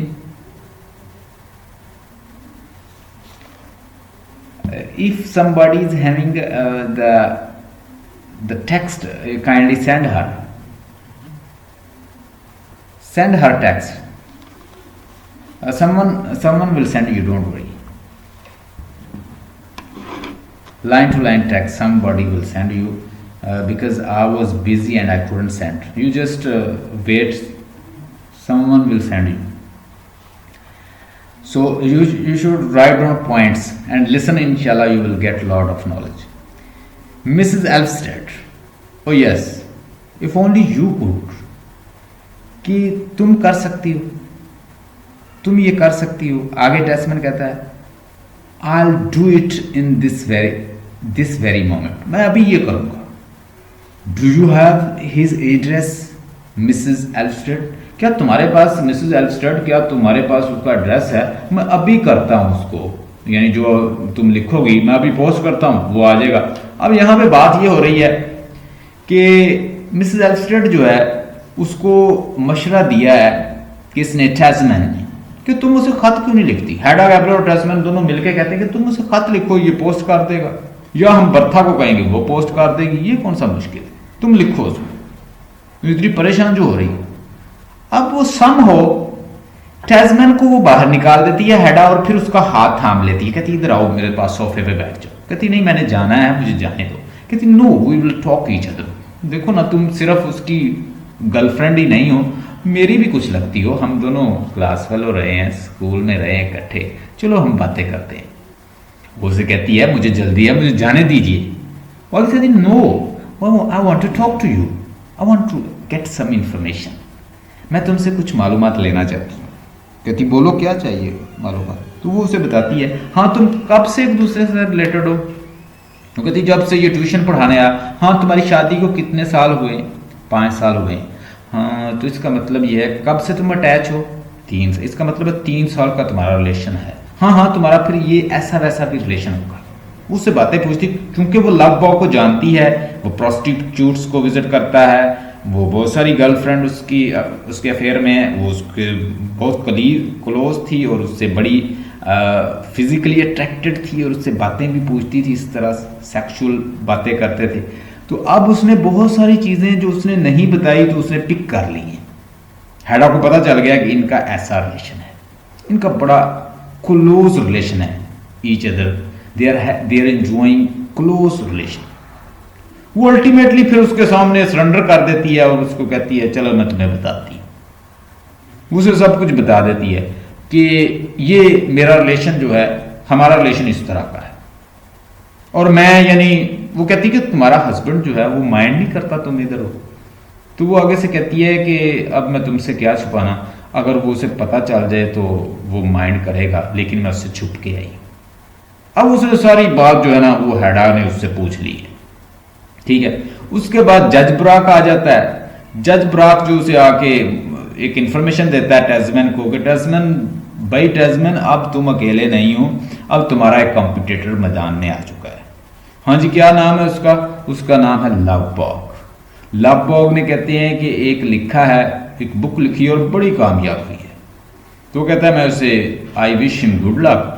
तो फिर उसके बाद कहता है कि हाँ उसके पास इतने पैसे तो नहीं होंगे कि वो कोई मजीद मैन्युस्क्रिप्ट जो है पब्लिश करवा सके, क्योंकि उसने जो इनहेरिटेंस में जो उसे पैसे आते थे वो भी सारे उसने उड़ा दिए, उसके पैसे नहीं हो। कहता जी उसके रिलेटिव उसको सपोर्ट करेंगे, तो रिलेटिव उसको वैसे ही लाइक नहीं करते। तो फिर अल्टीमेटली बात होती है, ये अभी जो लेडी गई है ये कौन है? वो कहता है जी मैं नाम नहीं पूछ सका उसका। तो टेस्मैन कहता है कि इसका नाम है मिसेस एल्स्टेड। हाँ कहता है, जज ब्राक कहता है ये तो मेरे साथ ही रहती है, साथ ही मेरी कॉलोनी में जहाँ मैं रहता हूँ मेरे घर के पास ही रहती है। हाँ ये मिस्टर एल्स्टेड की वाइफ है। इस लेडी का नाम मैं नहीं पूछ सका, जल्दी में ना मैंने गौर किया, तो वो उसे बताता है कि ये भाई उसका नाम है टेस्मैन। तो इस तरह की कन्वर्सेशन जो है ओवरऑल हम स्टडी करने जा रहे हैं। ये आप सुनते जाएंगे, आपको समझ आती जाएगी। Tesman good right, I'll go inside and look around. Where are my slippers? Oh yes, here. Pick up the package and it's about to go. मेरे स्लीपर कहाँ हैं? उठाओ, कहाँ पड़े? ये पड़े हुए हैं। चलें जी मुझे दें पैकेज और मैं अभी से जमा करवा के आता हूँ, उसे पोस्ट करके आता हूँ। Hedda try to sound friendly, make it a nice long letter. कहता है हैडा को क्या उसका कहती है? Try to sound friendly, make it a nice long letter. अब वो उसे क्या कहती है कि उससे खत जो लिखना है ना तुमने बड़ा नाइस सा लिखो, बड़ा फ्रेंडली सा लिखो, क्योंकि वो जानती है ना उसको कि इस तरह का लेटर लिखो, फिर वो आएगा, बात सुनेगा तुम्हारी। आगे टेस्मैन कहता है राइट आई विल, बिल्कुल मैं ऐसा ही करूंगा। Mrs Elvsted please don't say anything about my having seen you. मेरा ना बताना उनको कि मैं तुम लोगों के पास आई हूं, कि मैं तुमसे मिली हूं, ये ना बताना इसकी। वो कह रही है Tesman good heavens of course not what. वो कहती है, टेस्मैन कहता है कि हाँ श्योर हम बिल्कुल ऐसा ही है। कहता है टेस्मैन आगे से कहता है कि हम तो ऐसा सोचते भी नहीं कि हम कुछ ऐसा कहेंगे उसे। He goes out through the rear होता है बैक किसी चीज़ की, rear rooms of the right. वो रूम के जो पिछला हिस्सा होता है ना उससे वो क्या करता है, बाहर निकल जाता है। हैडा goes over to Mrs. Elfstead, smiles and says softly, well, no, we've killed 2 birds with 1 stone. अब हैडा गैबलर क्या कहती है? हैडा goes over to Mrs. Elfstead, smile, उसकी तरफ ना हंसते हुए मुस्कुराते हुए जाती है और उसे कहती है, सॉफ्टली कहती है, well, no, we've killed 2 birds with 1 stone. अब हमने कहती है एक स्टोन से 2 परिंदे मार दिए। इसका मतलब है कि हमने एक से दूसरा ऑब्जेक्टिव भी हासिल कर लिया एक के जरिए। Mrs Elvsted what do you mean, क्या मतलब है तुम्हारा? वो आगे से कहती है अब असल में तो वो तो उसे बाहर निकालना चाहती थी, ये कहीं टेस्मैन बाहर जाए तो मेरा भी कहीं पोल ना खुल जाए। तो अब वो अपने लवर के बारे में इंफॉर्मेशन ले रही है कि मेरे साथ तो उसके ऐसे वैसे रिलेशन थे, अब इसके साथ वो क्या करता रहा है, चलो मैं इससे थोड़ी सी मालूमात लेती। अब थोड़ा सा ना वो उससे मालूमात लेगी, देखना how does she takes info, अब किस तरह से वो इन्फो लेती है उसे देखिएगा। Mrs Elvsted what do you mean, क्या मतलब है तुम्हारा? Hedda did you realize I wanted to get him out of the room, क्या तुम्हें ये पता नहीं चला कि मैंने उसे खुद भेजा है बाहर? Mrs Elvsted so that he could write the letter, कहती तुमने तो इसलिए भेजा कि वो बाहर जाके खत लिख ले। वो आगे से कहती है Hedda and so that I could talk to you alone. वो कहती है कि वो बाहर जाके खत लिख ले, तुमने इसलिए भेजा। वो कहती नो, इसका मतलब ये भी है कि हम दोनों तन्हा हो जाएं और बातें करें। अब वो उससे क्या बातें करना चाहती, want to know some info, she wants to take some info because she had been her beloved and they had close relation with each other. They used to sit behind sofa, talk to each other, had some affairs and having a sexual talks like that, and something like that they had been talking. And now she knows whatever he had been doing with her, the same he must have repeated with that lady as well. So this is what she wants to take info. तो यही info वो लेना चाहती है अब. Hada, and so that I could talk to you alone. Mrs. Alfred confused about this. अब वो totally confused हो गई, ये क्या करने जा रही है मेरे साथ. About this. Hada, yes about this. Mrs. Alfred in alarm. क्या कहती है? But there is nothing more to tell Mrs. Tasman. Really there isn't. वो कहती है कोई इंटरेस्टिंग चीज़ नहीं है मेरे पास, या बताने के लिए मेरे पास कोई आइडिया नहीं है ऐसा वैसा, और तुम परेशान ना हो, कोई बात नहीं है ऐसी वैसी. अब मिसेज एल्स्टर जो है ना बात को थोड़ा सा फेरने की कोशिश कर रही है. आगे हेडा क्या कहती है? Oh yes there is. Hedda कहती है जरूर यहाँ कोई कोई बात जरूर है. उसे पता है अब एक बंदा है वो हमारे रिलेशन में 10 साल 5 साल रहे, अब वो दूसरे किसी के साथ भी रिलेशन में रहे तो हमें तो फौरन पता चल जाएगा ये बंदा ऐसा भाई ये करता रहा है. अब वो बहुत सारी बातें जो है उसने वो असिमिलेट कर ली हैं, बहुत सारी स्कीमेटिक नॉलेज होता है ना बंदे का, बच्चे का, यानी एक चीज से दूसरी, दूसरी से तीसरी, एक सीरीज की में बच्चा जैसे अंडरस्टैंड करता है, तो इसी तरह हमारे अंदर भी ना एक स्कीमेटिक स्केमा होता है. उस स्कीमा के जरिए हम स्कीमा के जरिए बहुत सारी स्कीमेटिक नॉलेज जो होता है ना, स्कीमा के जरिए बहुत सारी चीजें समझ लेते हैं. ये भी स्कीमेटिक नॉलेज है. Oh yes, there is a lot more. बहुत सारी बातें हैं अभी. I can see that. Come along. So let's sit down and have a little chat. चलो बैठते हैं, एक दूसरे से बातें करते हैं, चैट करते हैं. She pushes Mrs. Elfster down into the armchairs by the stoves and seat herself on one of the footstool. वो एक फूड स्टूल के ऊपर उसको खींचती है, पुश करती है और उसे आर्म चेयर पे बैठा लेती है by the stops and stops, और उसके बाद क्या करती है सीट पे खुद बैठ जाती है फूड स्टॉल पे on one of the food stall, और उससे अब पूछना शुरू कर देती. Mrs Elvsted look anxiously at her watch. Really यानी ऐसे ना जब बंदा जाना चाहे तो वो ऐसे अपनी घड़ी देखता है क्योंकि उसने कहीं जाना होता है, या वो किसी से नई बातें खोल के करना चाहता तो वो ऐसे घड़ी देखने लगे. Mrs Elvsted look anxiously at her watch. Really Mrs. Tasman, Mrs. Tasman, I think I ought to going now. I ought to be going now. मुझे जाना चाहिए, मुझे अब जाना चाहिए. Hada, there is no hurry. जल्दी की क्या बात है? Well, how are things at home? तब भी क्या चल रहा है? यानी घर में क्या चल रहा है? घर में क्या है? Mrs. Elfster, I would rather not speak about that. Oh, हेडा कहती है कि घर में क्या चल रहा है, क्या है मसला घर में, तो वो आगे से कहती है कि मैं ज़्यादा नहीं, I shall not say anything about, मैं यानी नहीं बताऊंगी. एल्फ्रेड कहती है. आगे हेडा कहती है but my dear you can tell me good heavens we were at school together. लेकिन वो कहती तुम मुझे खोल के सारी बातें बता सकती हो, हम दोनों दोस्त भी रहे हैं स्कूल में, तुम सिर्फ किसी की गर्लफ्रेंड नहीं हो, मेरी भी दोस्त हो. आगे से कह रही है. Mrs Elvsted yes but you are a year senior to me. लेकिन तुम मुझसे 1 साल बड़ी थी, सीनियर थी. Oh I used to be terribly frightened of you in those day. मैं उन दिनों तुमसे बहुत ज्यादा डरती थी. हैडा फ्राइटन ऑफ मी, मुझसे डरती थी. Mrs Elvsted yes terribly frighten, बहुत ज्यादा खौफजदा. Whenever you met me on the staircase, you used to pull my hair. जब भी तुम मुझे कहीं staircase पे मिलती थी, तुम क्या करती थी, मेरे बाल जो हैं वो खींचती थी. मिंटू से कि वो बालों का बता रही है कि तुम मेरे बालों से बहुत जेलस थी. उसके बाल बड़े फर्टिलाइज थे और बहुत अच्छे थे, बड़े जरखेज बाल थे, उसके बड़े घने बाल थे, तो उससे जेलस होती, वो उसको भी खींचती रहती. उसके स्कूल डेज की बात हो रही है. आगे दिया yes terribly frightened whenever you met me on the staircase you used to pull my hair. यानी तुम मेरे अक्सर बाल खींचा करती थी. आगे हेडा कहती है नो डिड आई, क्या मैंने ऐसा किया? Mrs Alfred and once you said you would burn it all off. Burn it all off idiom है.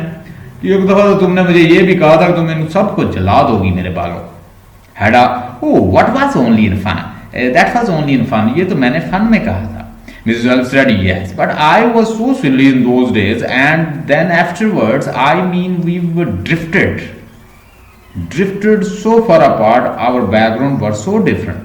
और इस वजह से मैं उन दिनों बड़ी सिल्ली थी, बड़ी बेवकूफ़ थी, और उसके बाद मैं तुमसे बहुत दूर हो गई। और क्योंकि हमारा बैकग्राउंड भी तो कहती डिफरेंट है, तुम जनरल गैब्रियल की बेटी और मैं कहाँ मिडिल क्लास की, बोर्जो क्लास की, और हमारा तो बैकग्राउंड भी नहीं मिलता, तो इसलिए मैं तुमसे दूर रहती, डरती रहती। तो वो असल में बता रही है, उसके बैकग्राउंड को भी बता रही है कि तुम अरिस्टोक्रेटिक थी, तुम एक अपर क्लास की औरत और मैं एक आम। इसको आप मजीद एक्सप्लेन कर सकते हैं reference to the context. Hedda, well now we must try to drift together. Drift together का मतलब होता है इकट्ठे होना, पास आना, करीब आना, एक दूसरे से बातें खुल के करें, ओपन हो जाएं, एक्सपोज कर दें, खोल दें एक दूसरे को। चलो अब हम इकट्ठे हो जाए। नो लिसन, अब सुनो। When we were at school, we used to call each other by our Christian's name. जब हम स्कूल में होते थे एक दूसरे का हमने क्रिश्चियन जो हमारे जो क्रिश्चियन नेम है, मसीही जो हमारे नेम है, वो हम उससे बुलाते थे। जैसे तुम्हारा नाम उस वक्त कहती कुछ और था, तो चलो हम उन नाम से बुलाते हैं। Mrs Elvsted, no I am sure you are mistaken. मुझे यकीन है कि तुम गलती कर रही हो। Hedda, I am sure I am not. और मुझे यकीन है कि मैं नहीं कर रही। I remember it quite clearly. Let's tell each other our secrets as we used to in our old days. Moves closer on her footstools. There now kisses on her cheeks. You must call me Hada. अब वो उसे कहती है, वो उसके cheeks पे किस करती है और उसके करीब आ जाती है, स्टूल को मजीद नज़दीक करती है, उसको उसके चीक्स पे किस करके उसके बाद वो क्या कहती है उसको, वो कहती है कि तुम मुझे हैडा बुला सकती हो। Mrs. Elmstead squeezing her hands and pats them. Squeezing का मतलब होता है किसी चीज को ऐसे दबाना, squeeze कर, अपने हाथ को ऐसे दबाती है, और and pat them, और उसको से पैट करती है। पैट होता है थपकी देना। Oh, you are so kind. तुम बहुत मेहरबान हो, तुम बहुत अच्छी हो। I am used to people being so nice to me. यानी I'm not used to people. मैं कोई ऐसी औरत नहीं हूँ कि जो so nice, या मैं किसी के इतना करीब नहीं आई आज तक। Hedda, no no no no, and I shall call you Thora. अब मैं तुम्हें ठोरा बुलाऊंगी, the way I used to, जैसे मैं तुम्हें पहले बुलाती थी। वो आगे से मिसेस एलिस्टेड कहती है, माय नेम इज थिया, मेरा नाम थिया है।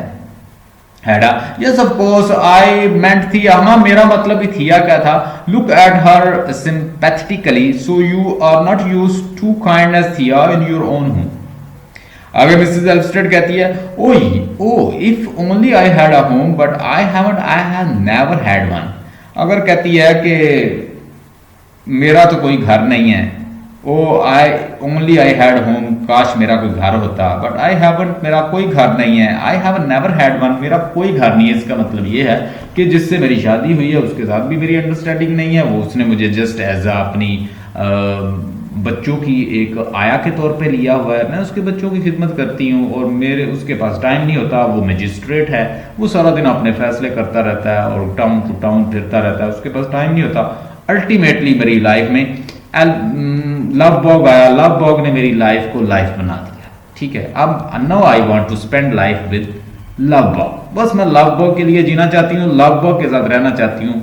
मैं तो उसके बच्चों की गवर्नेंस हूँ, उसके अलावा कुछ नहीं हूँ। उसके बच्चों की आया ही हूँ जिससे मैंने शादी की है। वो एजेड बंदा है, पैसा है उसके पास, मैंने शादी कर ली। इसको आप जितना मर्जी अब एक्सप्लेन कर लें। Mrs Elvsted, if only I had a home but I have never had home. इस लाइन को आप जितना मर्जी एक्सप्लेन कर सकते हैं। Hedda, look at her for a moment, I thought it was it. Mrs Elvsted, stare blankly and helplessly. Yes. कहती हाँ। पहले उसने कहा look at her moment, I thought that was it. यानी वो बड़ा सस्पेक्टेड वे से हैडा उसकी तरफ देखती है, तो वो आगे से बड़ा यस कहती है। उसके बाद क्या होता है, हैडा, I can't remember exactly why didn't you first go to the didn't you go first to the Mrs. Elfstead as a housekeeper? Mrs. Elfstead as a housekeeper. आगे वो कहती है मुझे एग्जैक्टली याद तो नहीं है, तुम तो मिसेस एल्फस्टेड के यहाँ एज अ हाउसकीपर गई थी। यानी क्या तुम मिस्टर एल्फस्टेड के यहाँ तो जो मजिस्ट्रेट है जिसकी ये बीवी है तो उसके तो हाँ तुम एज अ हाउसकीपर गई थी। तो आगे मिस्टर एल्फस्टेड मिसेस एल्फस्टेड कहती है गवर्नस एक्चुअली, यानी कि उनके बच्चों की आया। बट हिज वाइफ अब उसकी वाइफ हूँ at the time. I mean, she was an invalid and bad to spend most of her times in bed. So I had to look after the house too. यानी मुझे क्या उसके बच्चों की हिफाजत करनी पड़ती है। तो जो उसकी वाइफ थी वो यानी जो पहली वाइफ थी वो बेड में रहती थी, तो मैं जो थी उसके बच्चों की हिफाजत करती थी। मैं एज अ गवर्नेंस पहले गई थी, उसके बाद उसकी वाइफ बन गई। Hedda but in the end you become mistress of the house, आखिरकार तुम मालकन बन गई घर की। Mrs Elvsted sadly yes I did, कहती हाँ। हेडा लेट मी सी रफली how long go was that, चलो अब देखते हैं कि कितनी देर पहले तुमने यानी उससे शादी की थी। Mrs Elvsted when I got married you mean, तुम्हारा मतलब ये है कि मैंने शादी कब की थी? हेडा यस। मिसेस एल्फस्टेड अबाउट 5 साल पहले, तकरीबन 5 साल हो गए। Had I, yes, it must be about that. आप देखें उसने बात लॉकबॉक की तरफ लेके आनी है। Mrs. Elfstead, oh those 5 years, especially the last 2 of the 3, oh Mrs. Tasman, so if you only knew, यानी तुम कहती सब जानती हो। आगे वो कहती है oh those 5 years, especially the last 2 or 3, oh Mrs. Tasman, you only knew, ये बात यानी तुम ही जानती हो। Had आगे से कहती है slap her hand gently, Mrs. Tasman, oh Thea, Mrs Elvsted I am sorry I try to remember, चले मैं याद करती हूँ। उससे पूछ रही है कितने साल पहले तुम उसके साथ शादी तुमने की, कितनी देर रही, क्या तुम्हारा ताल्लुक था। बात अल्टीमेटली लव बॉग की तरफ लेकर आएगी। Mister Tesman oh Thea, Mrs Elvsted I am sorry I will try to remember, कोशिश करती हूँ याद करने की। Yes I if you had any idea, अगर तुम्हें कोई आइडिया है तो। अब वो उससे पूछ रही है had a casually Alert Lovebog's been up there too for about 3 years, hasn't he? वो कहती है मिस्टर लवबॉग जो है वो तुम्हारे घर में कोई 2-3 साल से है। अब देखिए क्योंकि वो उससे जुदा हुई इतनी देर हुई है तो उसे पता है सर, यानी वो 3 साल से तुम्हारे फिर कांटेक्ट में है। वो असल में ये पूछ रही है। Mrs Elvsted look at her uncertainly. Eilert Lovborg, yes he has, हम ऐसे ही। Hedda did you know him before, क्या तुम उसे पहले जानती हो? व्हेन यू वर हियर, जब तुम यहाँ थी, यानी इस यहाँ मेरे साथ स्कूल में पढ़ती रही हो, यहाँ थी, तो क्या तुम पहले से उसे जानती थी या बाद में उसे जानने लगी हो? Mrs Elvsted no not really, that is I knew him by the name of course, पहले तो मैं उसे नाम से ही जानती थी। Hedda but up there he used to visit you, लेकिन वहां तो तुम्हें फिर वो जाना विजिट करता होगा, यानी घर में वो पढ़ाने जो आता था। Mrs. Elsa, yes, he used to come to see us every day to give the children lesson. I found I couldn't do that as well as manage the house. I found I couldn't do that as well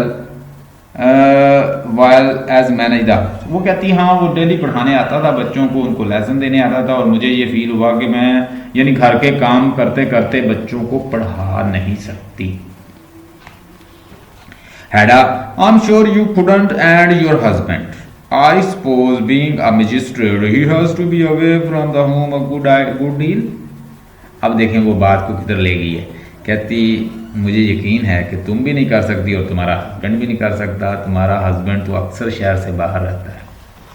So she is leading her towards points. अब उसको वो points की तरफ ला रही है जहाँ वो लाना चाह रही है। शी इज़, देख लें कैसी रेट्रिक यूज़ कर रही है, कैसे पर्सुएसिव लैंग्वेज से, जो बात कोई नहीं बताना चाह रहा तो उससे पूछ रहा है एक करैक्टर दूसरे से। Mrs Elvsted, yes you see, miss you see Hedda, he has to cover the whole district, तुम्हें पता है कि उसने पूरे डिस्ट्रिक्ट को कवर करना होता है, वो मजिस्ट्रेट है। Hedda learn against the arm of the Mrs Elvsted's chairs, leans against the arm of the Mrs Elvsted's chair. वो थोड़ा सा और झुकती है उसकी चेयर की। जब कोई बंदा इंटरेस्टिंग बातें कर रहा हो तो बंदा और नज़दीक हो जाता है, वो और इससे थोड़ी सी इन्फॉर्मेशन लेती है। तो औरतों को तो वैसे ही शौक होता है कि वो दूसरी से पूछती है, हाँ भाई तुमने आज क्या पकाया है, क्या खाया है, कहाँ, तू ऐसे ऐसे इन्फॉर्मेशन लेती रहती है। हाँ तुम्हारी लड़ाई होती है आपस में, तुम्हारे बच्चे कितने, तो इस तरह की इन्फॉर्मेशन अब वो उस तरफ लेके जा रही है। Poor pretty little Thea, no you must tell me the whole story from the beginning to end। चलो भी अब सीधी हो जाओ, अब मुझे सारी स्टोरी बताओ शुरू से लेके आखिर तक क्या क्या करती रही। असल में वो ले आई है उसे पॉइंट पे। Mrs Elvsted, well what do you want to know, तुम क्या जानना चाहती हो। Hedda, what kind of a man is your husband Thea, I mean as a person, is he kind to you, किस तरह का शौहर है तुम्हारा, बड़ा मेहरबान है तुम्हारी तरफ, या कैसा है वो, is he kind to you, तुम्हारे साथ बड़ा मेहरबान है, बड़ा अच्छा है। मिसेस एल्स्टेड इविसिवली अवॉइडिंग, किसी से अवॉइड करना, पीछे हट के वो कहती है, I am sure he does his best to be, कहती है कि मुझे यकीन है कि वो सारा कुछ करता है जो मुझे ज़रूरत होती है। Hedda, I only wonder if he isn't too old for you, there is more than 20 years between you, isn't there? कहती है कि मुझे तो ऐसा लगता है कि तुम्हारी और उसकी एज का ही बड़ा फर्क है, वो तुमसे 20 साल बड़ा है। isn't कहती है ऐसा नहीं। मिसेस एल्स्टेड इरिटेट नहीं जैसे होता, बड़ी इरिटेट होके वो कहती है, yeah there is that too, ये भी मसला है। Oh, there are so many things, we are different in every ways, we have nothing in common, nothing whatever। कहती बहुत सारे मसले मसाइल हैं और बहुत सारी चीज़ें हैं जो हम में कॉमन नहीं हैं, और ये सारी चीज़ें हैं। Hedda, but he loves you surely in his own way, हाँ वो तुमसे प्यार जरूर करता है किसी ना किसी तरीके से। Mrs Elvsted, oh yes I don't know, I think he finds me useful, हाँ मैं ये सोचती हूँ कि वो मुझे मुफीद समझता है किसी वजह से। And then I don't cost much to keep, I am cheap, और मैं उसे इतनी कीमती भी नहीं पड़ती, मैं उसे इतनी महंगी भी नहीं पड़ती, और मैं बड़ी चीप सी हूँ, तो इसलिए चीप मीन कि मैं उसे सस्ती पड़ रही हूँ, मुझसे वो काम भी ले रहा है, बच्चों के काम भी ले रहा है, घर के काम भी मैं करती हूँ, तो मैं I am very cheap to him, not costly to him, so that is why he keeping me. Hedda, अब देखिए इसके अंदर भी, इस लाइन के अंदर भी बहुत कुछ हम खोल सकते हैं। Hedda, no you are being stupid, that is stupid of you, तुम बड़ी स्टूपिड हो, ऐसा सोचती हो। Mrs. Alfred shakes her hands. It can be any different within him. He does not love anyone except himself and perhaps the children's little. वो किसी से नहीं मोहब्बत करता, वो अपने सिवाय किसी को लायक नहीं करता, पैसा भी अपने ऊपर लगाता है, बच्चों को कुछ नहीं देता, वो बच्चों से थोड़ा सा प्यार करता है, बाकी वो किसी से प्यार नहीं करता अपने। अब इसके अंदर भी बहुत कुछ है कि वो सेल्फ सेंटर है, वो एजड है, मुझे टाइम नहीं देता, मेरे साथ डिस्कस नहीं करता, मेरे साथ डिस्कोर्स नहीं करता, मेरी फीलिंग को नहीं सोचता, मेरे पैशन को नहीं सोचता, मुझे टाइम नहीं देता, मेरे पास ही नहीं बैठता, जितना मर्जी इसको खोल दे। Hedda, he must be fond of Eilert Lovborg Thea. अब यहाँ पे उसने क्वेश्चन बड़ा कर दिया खतरनाक। उसने कहा अच्छा तो फिर वो ना लव बॉक का दीवाना होगा। थिया क्या ऐसा है? मिसेस एल्स्टेड लुक एट हर, वो अब बड़े स्ट्रेंज अंदाज से देखती है उसकी तरफ। Eilert Lovborg, what makes you think that, तुम ऐसा कैसे कह सकती हो? हैडा, well if he sends you all the way down here to look for him, all the way down here, कि वो अगर तुम्हें यहां उसके पीछे यहां तक भेज सकता है। smiles almost imperceptibly beside you said you yourself to Tasman, और इसके अलावा तुमने खुद भी तो बताया टैसमैन को कि तुम आई हो अपने हस्बैंड के कहने पे उसे फाइंड करने के लिए। इसका मतलब है कि तुम्हारा हस्बैंड जो है वो उसका दीवाना है। She is taking to the gay relation, अब उसको इस तरह के रिलेशन, गे का रिलेशन शो कर रही है कि ताकि वो थोड़ी सी इरिटेट होकर फिर रियलिटी बता दे। Look at the rhetoric, look at the art of persuading other character, कैसे कैरेक्टर को घेर के उससे बात जो बुलाई जा रही है उसके मन की। Mrs Elvsted with nervous twitch, nervous jerk के साथ वो क्या कहती है, अंदाज के साथ, did I, oh yes I suppose I did, क्या मैंने ऐसे बताया? वो शायद मैंने बताया इम्पल्सिवली, यानी मैंने इम्पल्सिवली कह दिया होगा। But keeping her voice low, Aastha से कहती है, well I might as well tell you the whole story, it's bound to come out sooner और लेटर। मैं तुम्हें क्यों ना स्टोरी बता दूंगा, और आज या कल बात तो खुलनी है। बात जो है ना वो खुल जाती है, वो कहती है आज या कल तुम्हें भी पता तो चल ही जाना है, तो मैं ही तुम्हें स्टोरी बता देती हूँ। हड़ा, बट माई डियर थिया, लेकिन मेरी प्यारी Thea, Mrs Elvsted, my husband had no idea I was coming here, कि मेरे हस्बैंड को कोई आइडिया नहीं कि मैं यहाँ आई हुई। हस्बैंड भला आने देते हैं किसी को, जाने देते हैं ऐसे? तो वो तो यहाँ आई हुई है अपने लवर को तलाश करने। तो अब उसे हेडा को सारा पता है कि ये उसके साथ फिजिकल रिलेशन में है, ये उसके साथ सेक्सुअल रिलेशन सेटअप कर चुकी है और अपने हस्बैंड को बिल्कुल छोड़े हुए है। अब ये सारा कुछ उसके माइंड में है और वो पूछती जा रही है और उससे उसको मैनिपुलेट करती जा रही है। Hedda, what's your husband did, what your husband didn't know, तुम्हारे हस्बैंड को बिल्कुल नहीं पता। Mrs Elvsted, no of course not, as a matter of fact he wasn't even there, वो तो वहां था ही नहीं और मैं इधर आ गई अपने लवर को तलाश करने के लिए। He was away at the assizes, वो कहीं कोर्ट में गया हुआ है। वो I couldn't stand as any longer, मैं ज्यादा देर तक हेडा यहाँ स्टे नहीं कर सकती। आई जस्ट कुडंट, मैं नहीं। I would be so dreadfully lonely up there now, मैं वहां बड़ी तन्हा रही हूं, मैं लव के बगैर बड़ी परेशान हूं। वो मेरा लवर है, मैं उसके बगैर नहीं जी सकती और मैं उसे बड़ा मिस कर रही थी और बड़ा तन्हा महसूस कर रही थी, इसलिए उसे फाइंड करने यहां आ गई। हेडा, गो ऑन, कंटिन्यू रखो, आओ कहती स्टोरी सुनाती रहो। Mrs Elvsted, so I packed a few things secretly and went, मैंने अपनी कुछ चीजें पैक की और मैं दौड़ी घर से। हेडा, विदाउट टेलिंग एनीवन, किसी को नहीं बताया, तुमने किसी को नहीं बताया? Mrs Elvsted, yes I caught the trains and came straight here, मैंने ट्रेन पकड़ी और सीधी यहां पे आ गई। Hedda, but my dear Thea, how brave of you, तुम कितनी बहादुर हो। किसी की तरी, how brave of you, how brave of you, तुम कितनी बहादुर हो। Mrs. Elmstead got up and walked across the rooms. Well, what else could I do? Mrs. Elmstead खड़ी होती है across the room. Well, और फिर कहती है अच्छा, what else could I do? अब मैं क्या कर सकती हूँ बताओ। Hada, but what do you suppose your husband will say when you get back? तुम क्या सोचती हो कि जब तुम वापस जाओगी तो तुम्हारा हस्बैंड क्या कहेगा तुम? Mrs. Elmstead by the table looks at her back there to him. अब बाय द टेबल, अब टेबल के साथ उसके ऊपर देखती है, बैक देयर टू हिम, उसके ऊपर। अब किसके ऊपर? बैक टू हिम, कहती मैं उसके पास वापस जाऊंगी, जाती हूँ अब। हेडा, यस श्योरली, यकीनन, क्या तुम जाओगी?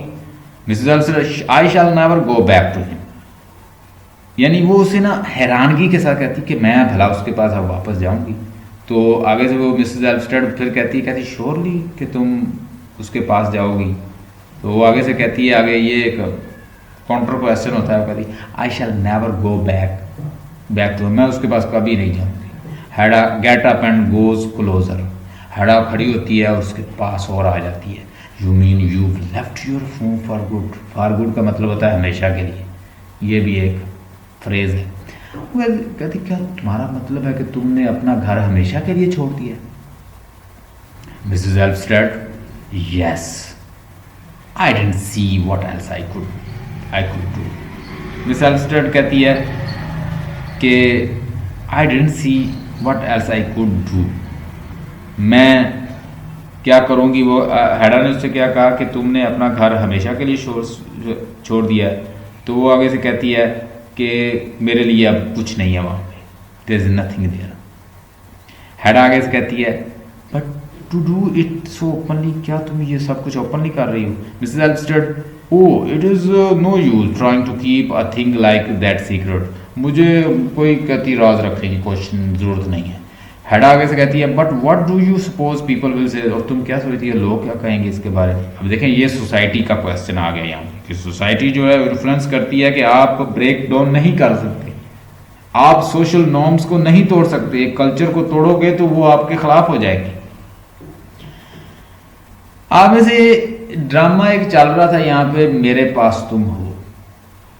उस ड्रामे में आपने देखा कि वो सोशल नॉर्म्स, जो सोशल रिस्ट्रिक्शन है, उसको तोड़ने की कोशिश की उसने। अल्टीमेटली अंजाम क्या हुआ कि घर उससे गया, हस्बैंड गया, दर बदर होगी, तबाह बर्बाद होगी। सोसाइटी जो है ना वो अलाउ नहीं करती, आप उससे निकल नहीं सकते। हम उस सोसाइटी के साथ रह रहे होते हैं। Mrs Elvsted, it is no use to keep the thing like that secret, Hedda, but what do you suppose people will say? तुम क्या कहती हो, लोग क्या कहेंगे? Mrs. Alvstad, they can say what they like, वो जो चाहे कहें मुझे। Sit sadly, wearily on the sofa, I had to do that. Do it. मैं वो जो मर्जी कहें, मैंने ये करना ही करना, मैंने लव बॉय का पीछा करना है, मैंने अपने हस्बैंड को छोड़ के लव बॉय के पास आना है, मैं उसके बगैर नहीं रह सकती, मैं उसके बगैर बहुत तन्हा हूं, मैं उसके बगैर नहीं जी सकती, वो ये कहती। Hedda, after a short silence, what do you attempt to do now? अब तुम क्या करना चाहती हो? How are you going to live? तुम किस तरह रहना चाहती हो? Mrs. Elmstead, I don't know. I only know that I must live where Alert Lovebog if I am to go only me. अगर मैं जिंदा रहना चाहती हूँ तो जहां जहां एलर्ट लवबॉग जाएगा मैं उसके साथ रहूंगी. It mean that she is in close relation and she is enjoying physical relation with him, and they had very deep relation, and no they can't live without each other. अब वो एक दूसरे के बगैर रह भी नहीं सकते. वो कहती है कि मैं तो उसके बगैर जिंदा रहना चाहती हूँ, तो जहां जहां लवबॉग रहेगा मैं वहां रहूंगी. Hedda moves chairs from the tables. अब वो sits on it near Mrs. Elmstead and stroke her hand. अब उसके हाथ को थोड़ा सा मारती है उसके ऊपर. फिर क्या कहती है? Tell me, बताओ थिया, how did this friendship between you and Alert Lovebog begin? अब मुझे तुम ये बताओ कि तुम्हारे और लवबॉग के दरमियान ये फ्रेंडशिप जो बड़ी कैसे? अब सारी स्टोरी बता दो. Mrs. Elmstead, oh, it came about gradually. आस्ता आस्ता हुआ. I developed a kind of the power over him. आस्ता आस्ता मैंने उसके ऊपर इन्फ्लुएंस हासिल कर लिया.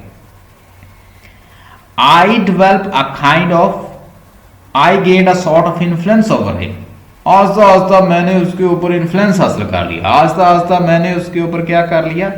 पावर हासिल कर ली. पावर ओवर हिम, कंट्रोल कर लिया उसको अपने प्यार में फंसा लिया. Hedda, oh, indeed, यकीन ऐसा ही है. Mrs. Elmstead, he gave up his old habits not because I asked him. I never have dared to do that. I suppose he just noticed I didn't like and kind of the thing, so he gave it up. मैंने उसे ये नहीं कहा कहती कि तुम ये छोड़ दो वो छोड़ दो. मैंने बस उसे ये शो करवाया कि जब वो इस तरह की हरकत करता था तो उसे पता था कि मैं लाइक नहीं करती तो वो छोड़ देता. इसका मतलब है वो मुझसे प्यार करने लग गया. कि मैंने कभी जुर्त नहीं की कि मेरे अंदर ये जुर्त नहीं हुई कि मैं उसे ये बताऊं कि शराब ना पियो, लड़कियों के पास ना जाओ, मैडामोजिल जो है प्रोस्टिट्यूट उसके पास ना जाओ. मैंने नहीं कहा, लेकिन मैं थोड़ा सा जब भी परेशान होती या मैं गुस्सा करती तो वो खुद ही ये चीजें छोड़ देता. वो ये कह रही है. Hedda हाइड अ स्माइल, अपनी स्माइल को हाइड करते. उसे तो पता है वो कैसा है. So you made a new man of him. Clever little थिया. तो तुम, इसका मतलब है कि तुमने उसे एक नया इंसान बना दिया है. Mrs. Elmstead, yes, anyway, he says I have. And he's made a sort of a real person of me, taught me to think and to understand all kind of things. हाँ, वो ऐसे कहता है कि मैंने उसे नया इंसान बना दिया है और नई सोचने पे मजबूर किया है और एक नई चीज़ उसे दे दी है.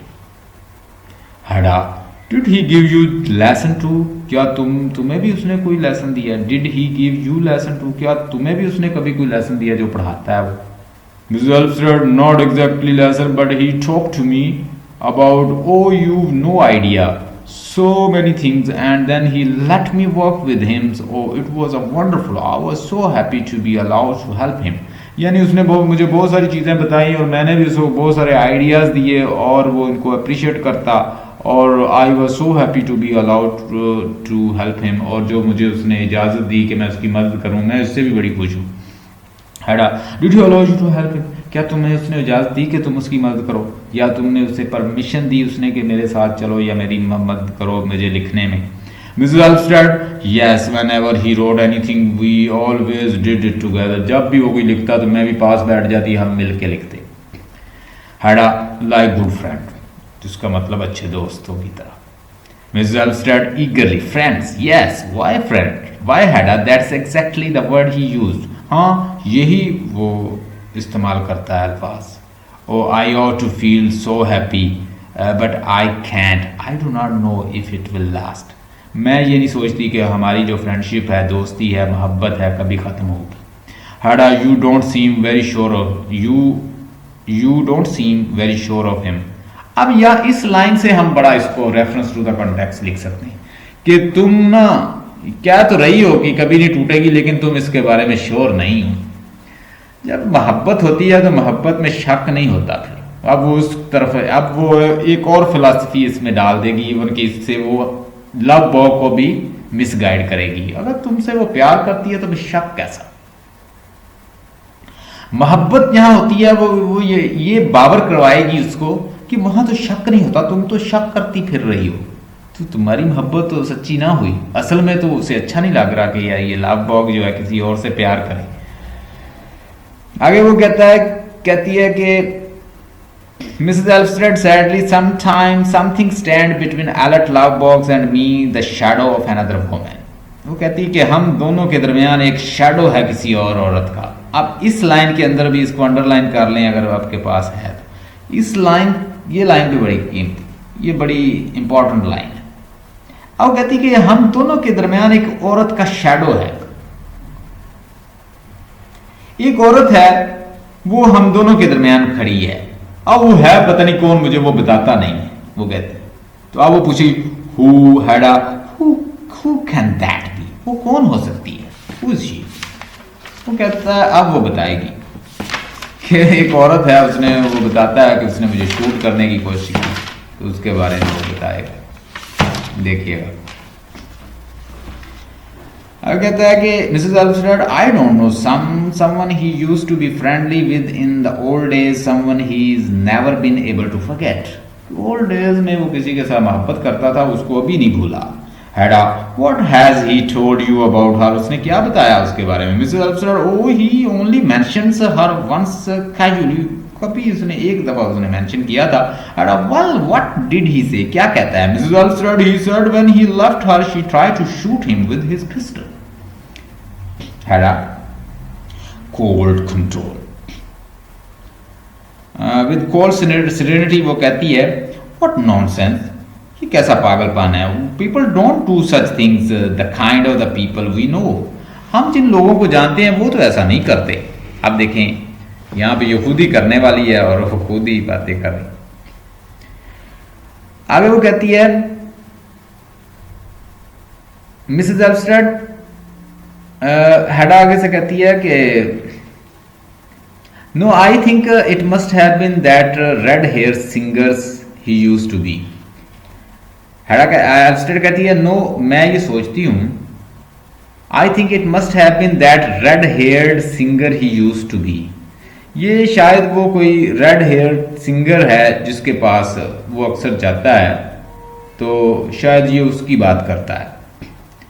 आगे हैडा कहती है ओ यस, वेरी प्रोबेबली, शायद ऐसे ही है। Mrs Alfred, I remember they used to say she always carried a loaded pistol, और उसने ये भी बताया कि वो अक्सर लोडेड पिस्टल रखती है। Hedda, well then it must be her, तो फिर वो वही होगी। Mrs Alfred, but Hedda, I hear she has come back and is living here, oh I am so desperate, मुझे पता चला है कि वो दोबारा वापस आ गई और यहाँ रहना शुरू कर दिया उसने। हैडा ग्लैंसेस टूवर्ड्स द रियर रूम, अब वो पिछले रूम की तरफ देखती है।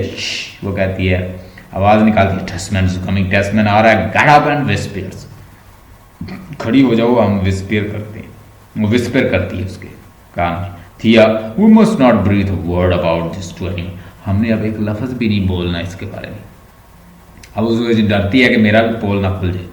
Mrs. Alfred, jump up, oh no no please don't, George Chessman appear from the right in the rear room, rear होता है पिछली जानब से, विद अ लेटर, उसके हाथ में एक लेटर है, and comes to the drawing room, और ड्राइंग रूम में आता है। Desmond, well here is my little epistles, all epistle होता है खत, ये मेरा छोटा सा खत है, ऑल साइंड एंड सील्ड, और ये साइन और सील्ड है। Hedda good, I think Mrs Elvsted want to go now and wait a moment, I see you as far as the garden gate. Tasman's, Hadda, do you think Bertha could deal with this? Hadda takes a letter, I will give his instruction, Bertha enter the hall. तो वो Bertha से वो पूछता है, टैसमैन पूछता है हैडा से, क्या बर्था इसको पोस्ट कर देगी? तो बर्था आगे से कहती है, जज Brack is here and ask if may pay his respect to madams and the doctors. वो कहती है कि जज ब्राक जो है वो आया और वो ख्वाहिश रखता है कि वो मैडम और डॉक्टर से मिले, टैसमैन से मिले। And I just think him ask him to good as to come and wait a moment, drop his letters in the post box. लो जी, वो आगे से कहती है जज ब्राक को लाओ और ये लेटर जो है पोस्ट बॉक्स में डाल देना। बर्था कहती है, बर्था जो है वो ले जाती है लेटर, यस मैडम। अब ये जज ब्राक का पूरा हुलिया लिखा हुआ है, वो कैसा है, सर पे बाल कितने हैं, किस तरह का उसने उसका चेहरा, कैसी उसकी फिजीक है, क्या पहना हुआ है, क्या। अब जज ब्राक की और उनकी बातें, वो बातें बताएगा, भाई तुम्हारा कॉम्पिटिटर आया हुआ है, तुम अकेले नहीं हो, तुम ये जो प्रोफेशन है इसमें बहुत ज़्यादा कंपटीशन है अब, तो वो ये जो सीट है प्रोफेसर की वो तुम अलोन नहीं हो। अब ये आपने जितने रिमेनिंग्स हैं ये आपने खुद पढ़ने हैं, अगर इसमें कोई प्रॉब्लम हो तो आप मुझसे पूछ सकते हैं, I can still explain, doesn't matter. कल हम एक्ट 2 जो है वो स्टार्ट कर लेंगे, इसमें यही कन्वर्सेशन है, डिस्कोर्स है। एक्ट 2 जो है वो हम स्टार्ट, एक्ट 2 कल हम स्टार्ट करेंगे इंशाल्लाह। ये सारा आपने कल पढ़ के मुझे बताना है और इसमें कोई चीज़ में मुश्किल नहीं है, वही कन्वर्सेशन जो मैंने बताई है कि अब जज ब्राक आ गया है, ब्राक का हुलिया बताया जाएगा। ब्राक जो है कन्वर्सेशन, ब्राक आके ना इन्फॉर्मर है किस्म का, वो आगे इन्फॉर्म करेगा कि भाई यहाँ पे एक तुम्हारा कॉम्पिटिटर आ गया, उसने बुक लिखी है, बड़ा प्रोमिनेंट है, तुमने अब उसके साथ कॉम्पीट करना है। तुम अब ये सीट जो है, जो प्रोफेसर की सीट जिसके लिए अप्लाई कर रहे हो, तुम्हें नहीं उससे भी मिलेगी, तुम्हारा कॉम्पिटिशन होगा और जॉब लेना आसान नहीं है। तो फिर वो बताएगा कि तुम्हारे वाइफ के और तुम्हारे कैसे ताल्लुकात चल रहे हैं, तो उसे बताएगा कि ये प्रॉब्लम्स हैं, हमारी फाइनेंशियल इश्यूज़ हैं, वो डिस्कस करेंगे और अल्टीमेटली एक्ट 1 जो है वो ख़त्म हो जाएगा। कल हम एक्ट 2 जो है वो स्टार्ट करेंगे। Stay blessed and have a nice time, so nice of you.